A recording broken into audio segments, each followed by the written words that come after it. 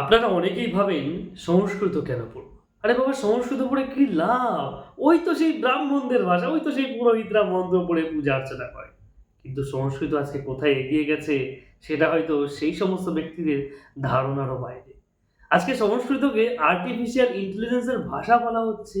তারা সেই ভাষায় কোড, ডিকোড করতে শিখেছে। আপনারা এই ভদ্রলোককে তো অনেকেই চেনেন। হ্যাঁ? চেনেন না?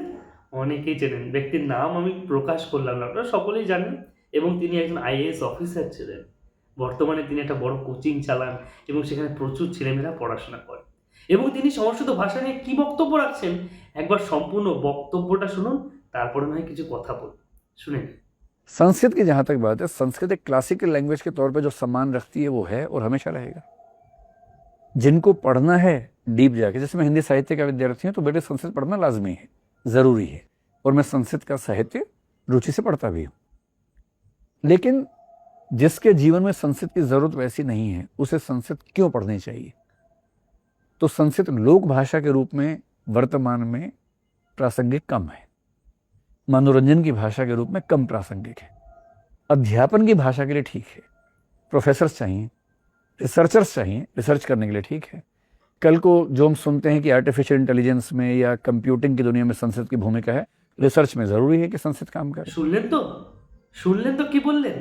সংস্কৃত ভাষা সত্যি কেন জানা উচিত, কেন বোঝা উচিত? আমাদের ভারতীয় সমস্ত ভাষার যে মূল বা স্রোত, যার থেকে এই ভাষার উৎপত্তি হয়েছে, সেই ভাষাকে কেন জানবেন না? এই ভাষার সংস্কৃতি যে কতটা রহস্য, কতটা উন্মোচন করা দরকার, সেটা কিন্তু সত্যিই আমাদের সকলকে পড়া উচিত।